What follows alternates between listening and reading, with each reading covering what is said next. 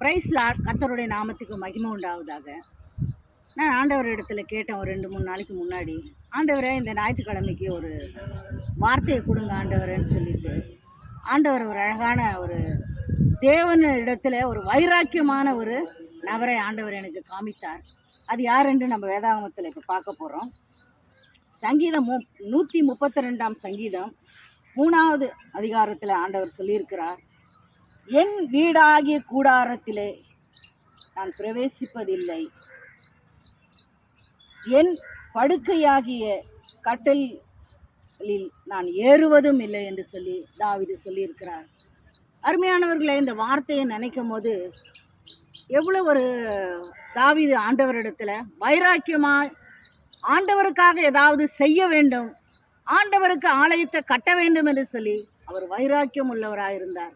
இந்த வார்த்தையை பார்த்த உடனே உண்மையாகவே என் கண்களிலே கண்ணீர் வந்தது. அது ஏனென்று சொன்னால், என் கணவனார் பார்த்திங்கன்னா ரொம்ப வைராக்கியமான ஒரு ஊழியக்கார்.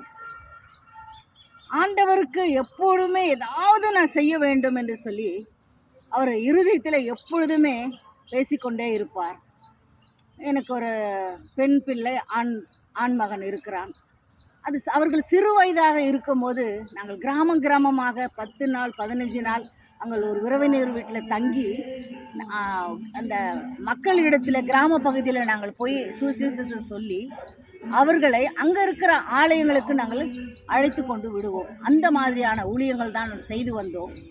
ஆனால் ஒரு 30 வருஷத்துக்கு முன்னாடி பார்த்திங்கன்னா, அந்த 30 ஆண்டுகளுக்கு முன்பால் ஒரு சாலமங்கலன்ற ஒரு கிராமத்துக்கு நாங்கள் போனோம். என் கணவனார் சொன்னார், அந்த இடத்த எனக்கு ஆண்டவர் காண்பிக்கிறார், நான் அந்த இடத்த பார்த்தது கூட இல்லை, ஆனால் நான் போய் பார்க்க போகிறேன், அந்த இடத்துல நம்ம தான் அங்கே ஊழியத்துக்கு போக போகிறோம் என்று சொல்லி, நான் ஊழியத்துக்கு எந்த தடையும் நான் செய்ய மாட்டேன் சரி என்று சொல்லி ஒத்துக்கொண்டு அவர்கள் பார்த்து அந்த ஒரு விசுவாச இடத்திலே சொல்லும் போது அவர்களுக்கெல்லாம் ரொம்ப பிடிச்சி விட்டது. அந்த நாட்களே பார்த்தோன்னா அந்த பகுதியிலே ஆலயங்கள் அவ்வளவா இல்லை.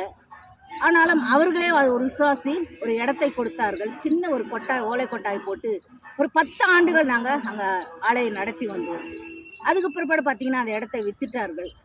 அப்போ இன்னொரு விசுவாசிகள் பார்த்திங்கன்னா நாங்கள் தரோம் இடம்னு சொல்லி அங்கே கொடுத்தார்கள். அங்கே ஒரு 10 வருஷம் நாங்கள் அந்த ஆலயத்தை நாங்கள் நடத்தி வந்தோம். ஆனாலும் எங்களுக்கு இடம் வாங்குவதற்கு வசதி இல்லை.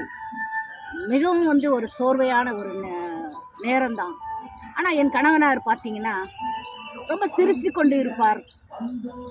அந்த இடத்துல நான் இடம் வாங்குவேன், இந்த சாலமங்கல பகுதியில் ஒரு இடம் வாங்கியே தீருவேன், என் ஆண்டவருக்காக நான் ஆலயம் அந்த இடத்துல கட்டுவேன் என்று சொல்லி ஒரு வைராக்கியமாக எங்களிடத்துல சொல்வார். அதை நினச்சி பார்க்கும்போது அந்த நாளில் எங்களை ஒரு பக்கம் நல்ல ஒரு சந்தோஷமான ஒரு நிகழ்ச்சி என்று சொல்லி யோசிப்போம். ஒரு வேளை அதை யோசித்து பார்க்கும்போது எங்களுக்கு சிரிப்பாக வரும். நாங்கள் அப்படி பேசிக்கொண்டு இருப்போம். ஆனாலும் கூட நாங்கள் எப்படியாவது இந்த இடத்துல ஒரு ஆலயம் கட்ட வேண்டும் என்று சொல்லி நாங்கள் யோசித்து ஜெபித்துட்டு வந்தோம்.